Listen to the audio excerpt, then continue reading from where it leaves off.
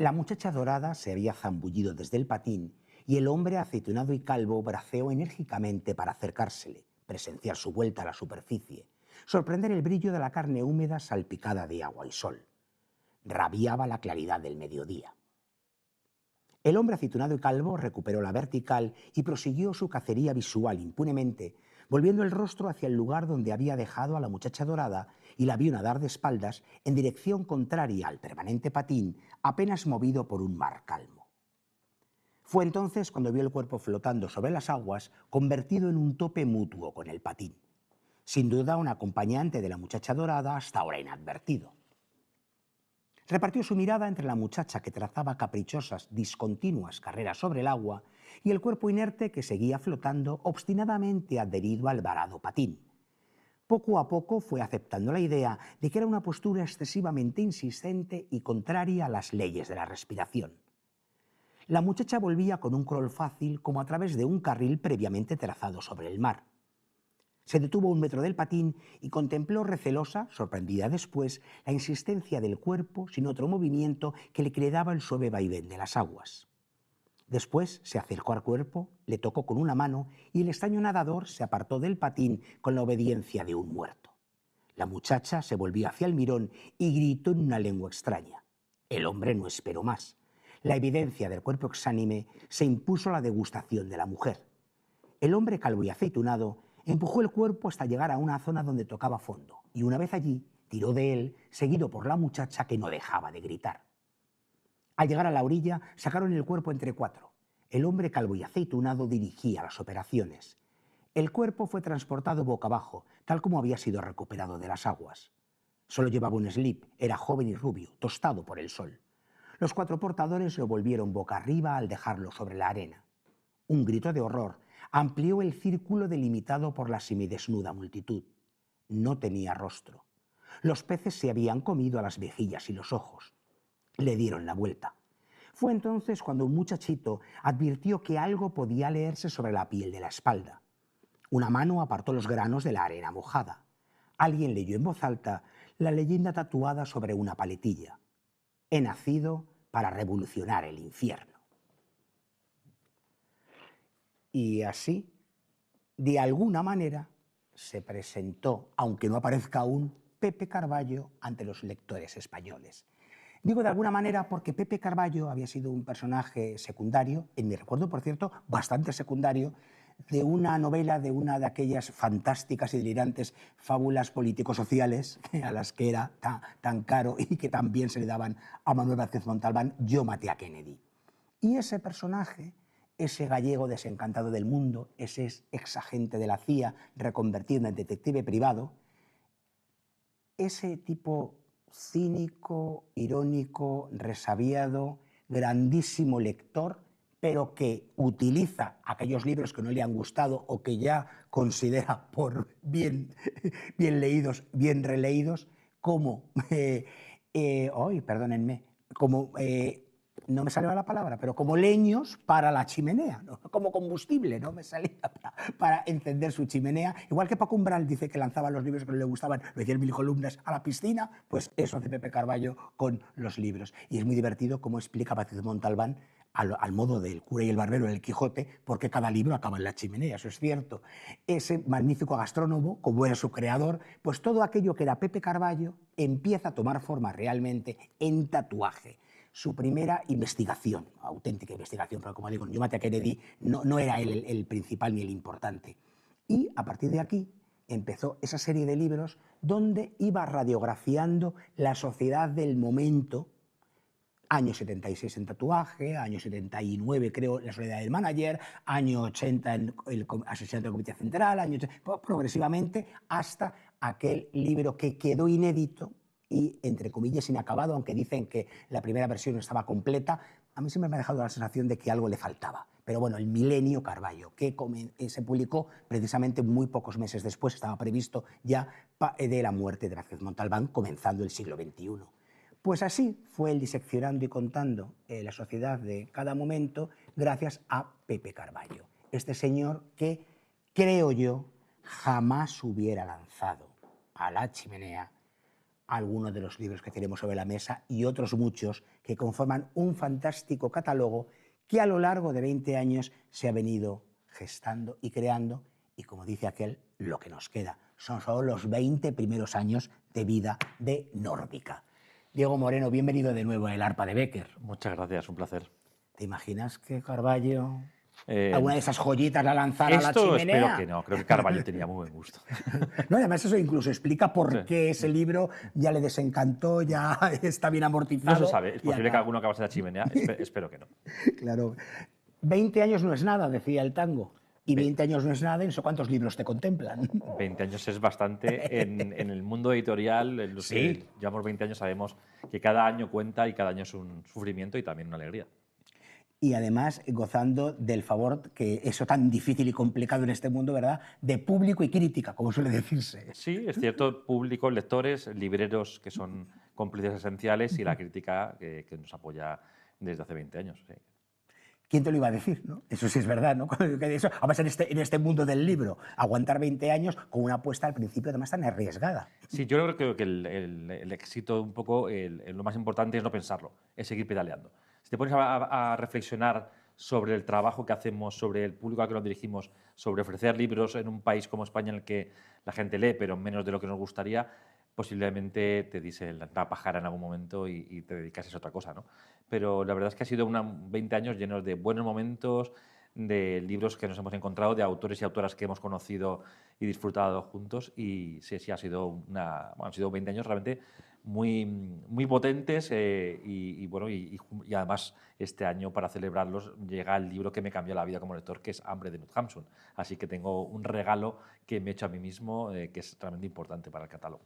Tiene que ser muy gratificante, ¿verdad, Diego?, cuando las apuestas personales como editor barra lector se convierten en libros también fundamentales para un montón de lectores, ¿no? Sí, es cierto, porque al final lo que hace un editor es un lector que ha encontrado un libro antes que otra persona. Exacto.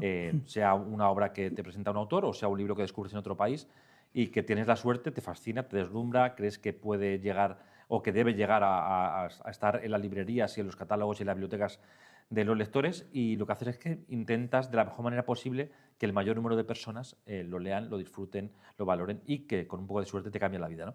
Porque hay libros que te cambian la vida y un poco lo que intentamos en Nórdica y en tantas editoriales es eso, es haciendo buenos libros, textos relevantes que no sean superfluos, que no sean redundantes, que realmente aporten algo y que, como digo, con un poco de suerte vayan justo a la persona que lo necesita en un momento y que como lector o lectora te marque. Y eso es el trabajo grande del editor. Te voy a decir algo que no sé si sabes, pero que me han contado y he compartido con muchos lectores y con algún colega periodista, que a muchísima gente le gustan los libros de Nórdica porque dice, no considero que me traten como inferior, no son pedantes. Sí, es que a mí no me gusta tampoco eso como lector. Entonces, lo que busco son libros que me sugieran, que me provoquen, que me incomoden a veces. Es muy Pero bueno que, también, que, ¿verdad? que- Claro, sí, sí, que es el bueno libro te también. Al dé final, te dé la la vuelta. lectura es algo es muy diverso, ¿no? Que el libro te cuestione. Sí, Está sí, muy bien. y en algún momento y que te rete también como lector. En Nórdica hay una parte que nos gusta y es que nos gusta cuando el escritor ha hecho un trabajo en el que realmente el lenguaje, como pasa con Ali Smith, ¿no?, que es una de mis autoras favoritas, que me siento muy orgulloso de ser su editor en castellano, y Ali Smith reta al lector continuamente y también te establece un juego. ¿Quieres entrar conmigo a disfrutar de la literatura de otra manera? Pero siempre con respeto como lector, no tratándote como tonto, sino intentando que crezcamos juntos en el placer de la lectura. Hay quien dice, bueno, es fácil, es sencillo, no está la apuesta, lo nórdico está de moda. Bueno, en su momento no estaba de moda. Y como también nos contaste en tu anterior visita, estaba de moda la novela negra, Eso es. pero no todo lo demás. Eso es. De hecho, cuando empezamos se publicaban creo que 5 libros nórdicos al año. Ahora se publican decenas y decenas. Afortunadamente tuvimos éxito y suerte y ahora la idea inicial de Nórdica, que era que todo el mundo leyese con normalidad literatura de los países nórdicos, sea de policíaca o no, y eso lo hemos conseguido. Ya está conseguido. Y claro, Nórdica lo dice en su nombre, pero no solo de literatura nórdica vive la editorial. Aquí está Ali Smith como ejemplo, Sí. y aquí tenemos al grandísimo Pasolini. Sí, o Dostoyevsky, ¿no? Sí. En realidad, el Sí, catálogo de ¿no? Nórdica es mi cabeza y es completamente ecléctica porque mis gustos lo son. Publicamos libros de todos los países, todo tipo de géneros, de poesía, teatro, ensayo, por supuesto literatura, mucho cuento, que es un género que me gusta especialmente, pero intento que todo lo que me gusta, si puedo, que entre en nórdica, si tiene sentido.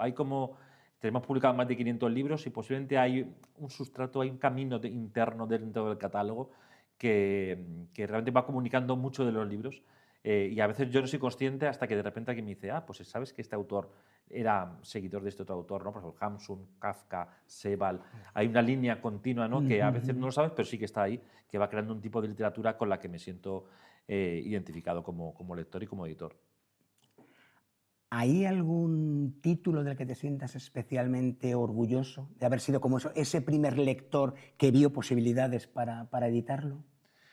A ver, yo me siento muy orgulloso de que Ali Smith esté en el catálogo de Nórdica. No, hubo un proyecto previo de Alfaguara, pero realmente quien ha dado en castellano Sí, la difusión habéis sido vosotros. ha sido Nórdica. Hemos creído en esta autora escocesa que ganará en algún año el premio Nobel, que solamente me importará, y a ella supongo para que más gente la pueda disfrutar. Sí, me siento muy orgulloso porque creo que Ali Smith es la mejor prueba de lo que es la buena literatura ahora mismo, ¿no? Es una literatura, como digo, provocadora, es reivindicativa. La sociedad de nuestro tiempo está presente en sus libros, pero sobre todo el lenguaje, ese juego literario que a mí me gusta, ¿no? Y que cuando leí el primer libro, recuerdo en Londres, en una librería en Foyles, en Londres, y dije, esta autora no está publicada aquí, hay que hacer algo para que esté en castellano, ¿no? Y sí, me sentí como muy orgulloso de ir tirando para que todo su catálogo esté disponible en Nórdica, que ella se sienta a gusto con nosotros, que podía estar en cualquier catálogo de un gran grupo internacional. De hecho, Nórdica es la única editorial independiente que lo publica en el mundo, porque está en random en casi todos los países. Y ella quiere estar en Nórdica y sigue en Nórdica y bueno, es una relación bonita. Mira, me has leído un poco el pensamiento, porque iba a preguntarte, ¿cómo se consigue mantener la independencia editorial durante 20 años? Tal y como está el mercado y tal y como está el propio sistema, llamémoslo así, editorial. Yo creo que es complicado porque es cierto que la concentración cada vez es mayor. También la concentración permite la guerra de guerrillas.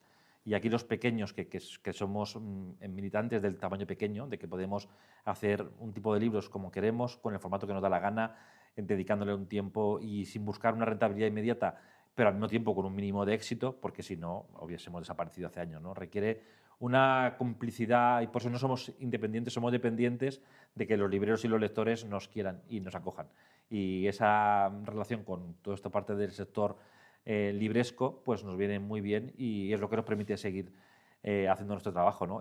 Pero también es cierto que tienes que tener clara tu pasión y tu voluntad y saber hasta dónde llega tu capacidad, digamos, de sobrevivir, ¿no? ¿Sabes? Nunca vas a tener acceso a lo mejor a ciertas cosas, pero vas a vivir cómodamente, tienes una plantilla que funciona bien en un equipo de Nórdica que somos 10 personas, que está bastante bien, y sabiendo siempre que estás ahí luchando en un ecosistema pues relativamente hostil, ¿no? En el que cada vez los grupos son más grandes y que tu papel ahí es seguir existiendo en las librerías frente a esta avalancha de novedades.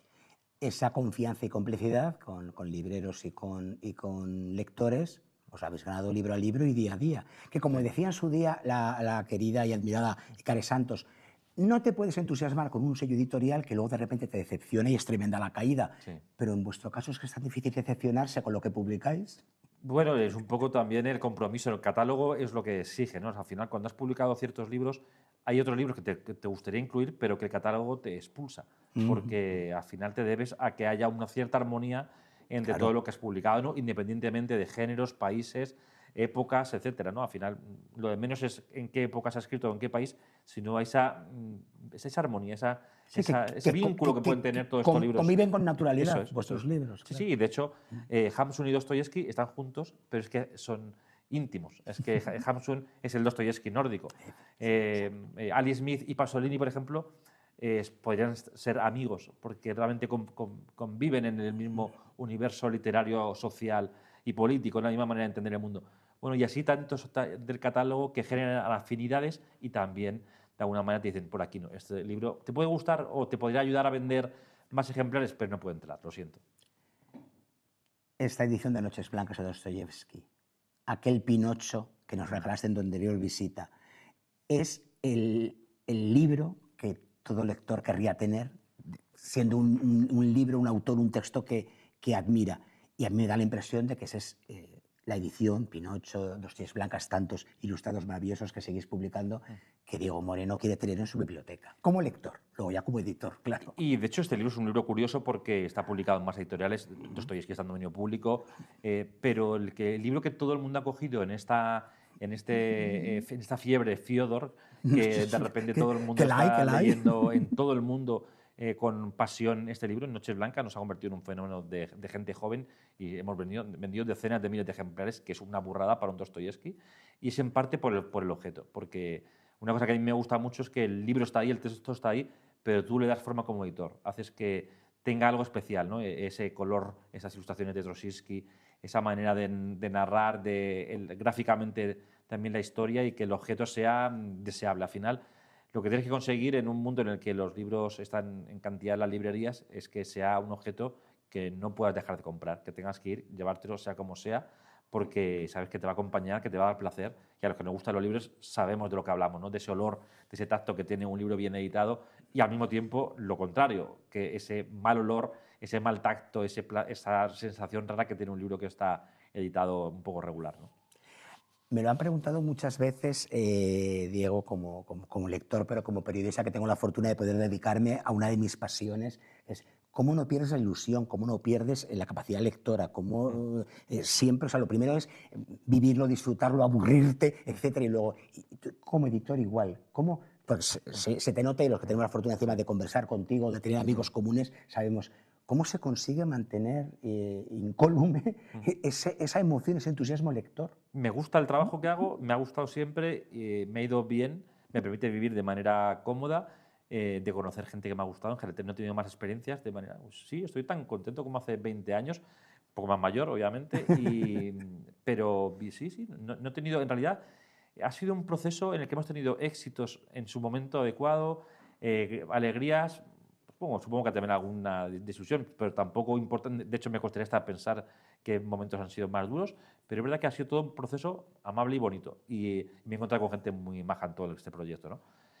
Sí, eso me ayuda. Me gustan los libros. Es cierto que intento todos los días, o casi todos los días, leer algo que no sea de nórdica, o sea, leer por placer. Porque es algo que es muy diferente leer como editor a leer como lector, que no estás buscando por qué publicar un libro. Y hago el esfuerzo de casi todos los días, dedicar un rato a esa sensación de la lectura, ¿no? A no perder el placer de la lectura. Y sí, y de disfrutar de un poco de cada día, y ser consciente también de que mucha gente, muchísima, mataría por estar viviendo del mundo de la edición en un país como este. Entonces, bueno, pues y que de un modo u otro le paguen por leer. Sí, me pagan por leer, por hacer los libros que me da la gana, por elegir los libros que quiero hacer, por viajar por el mundo para difundir nuestro trabajo y porque la gente encima pues esté agradecida y le gusta lo que haces. Pues es una suerte. Si lo piensas, digo, pues ¿cómo no voy a estar contento? Tenéis además unos lectores, como decías, fieles, pero me consta, en redes muy activos, o sea, y que participan, y además vosotros lo motiváis, es la editorial, que participan, que os escriban, que propongan, sí, que tal y cual. ¿Sabes de algún autor que algunos lectores tengan en su punto de mira y sería factible que algún día estuviera en el catálogo de Nórdica?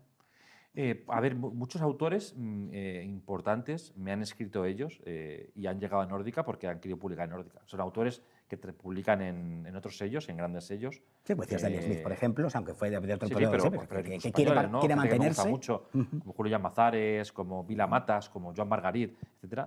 Son gente que no, eran de gran grupo y dijo, yo voy a seguir publicando en un gran grupo, pero me gustaría publicar en Nórdica a un libro. Y han llegado a Nórdica y para mí ha sido un auténtico honor que estén en Nórdica y trabajar con ellos, ¿no? Y sí, Luis Mateo Díez, por ejemplo, ¿no? Que es que a quien admiro y adoro, me dijo, Diego, es que quiero estar en Nórdica, quiero publicar en Nórdica, ¿no? Premio Cervantes. Bueno, pues esas cosas te pasan y pasan con cierta frecuencia, y a esa gente, si son encima escritores a los que tengo aprecio literario y personal, siempre tienen la puerta abierta para llegar a Nórdica, claro. Y como nos decías, además, creo que eso se traslada en cada libro que publicáis, la honestidad de editor. Sé que hay nombres, sé que hay gente a la que no podemos llegar, porque están los grandes grupos o incluso las ambiciones de cada uno. Pero ¿hay alguna frustración especial de algún autor, autora, que incluso puede ser tú hayas descubierto de algún modo, pues que luego ha llegado a otro círculo más amplio y dices, ves, si hubieran en su momento podido pujar por él o por ella? En realidad, mira, una autora que me gusta mucho, que es Tokarczuk, la escritora esta del premio Nobel, sí, claro, que estuve buscando Tokarczuk. mucho tiempo, o tiempo antes del Nobel, Del Nobel. y estuve porque me gusta su obra y no pudo ser, pero son esas cosas que no pueden ser porque ha llegado a Anagrama, por ejemplo, y claro, y lo hacen mejor que yo y lo publica. No, pero en general, por ejemplo, que yo quería publicar Stephen King era un sueño mío de siempre. Y lo intentamos y lo conseguimos. Sí, señor. Y, Iba a decirte, ¿y o sea, está en yo el catálogo? creo que ningún autor que me guste me resigno al menos no intentar, que luego me dicen, mira, lo siento, pero no. Porque digo, en un formato u otro, si ilustrado o no ilustrado, puedes encajar en nórdica. Sí, no puede ser porque al final, obviamente, se deben a otros sellos, o otro sello con más fuerza llega antes. Es natural, normal. No, pero en realidad prácticamente toda la gente que me ha gustado, que he querido publicar, los he ido publicando. Así que no tengo grandes frustraciones tampoco. Tienes varios premios Nobel y hasta un Goya de honor. Pues sí, un Goya de honor próximamente. Sí, pero vosotros justo muy poco antes de anunciarse el Goya de honor a Gonzalo Suárez, hablo de eso, 2026, acabáis de publicar un texto suyo. Sí, eso magníficamente ilustrado, además. Sí, es igual con Gonzalo, quiso publicar en Nórdica. Para trabajar con Gonzalo Suárez ha sido una auténtica maravilla. Es de esas cosas que... Es vecino mío, o sea, que le veo por allí, por el barrio, menudo señor. Bueno, ya sabes cómo es, ¿no? Gonzalo es un tipo inolvidable y haber trabajado con él durante un año en este libro ha sido una de esas experiencias, bueno, de esas cosas que tienes la suerte de poder hacer como editor, ¿no? Publicas a Dostoyevsky, con quien no puedes trabajar, publicas a Gonzalo Suárez, con quien puedes trabajar, tomarte vinos, charlar y disfrutar mucho.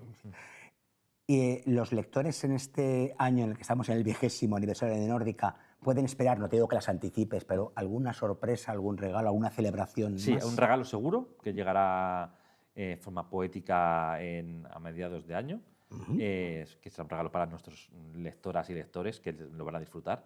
Y el regalo grande es Hambre. O sea, el regalo grande para mí y para los lectores es la publicación de Hambre. Mucha gente lo estaba esperando, estuvo en De la Torre este libro, pero bueno, nuestra edición es un poco especial, con prólogo de Kiko Amat.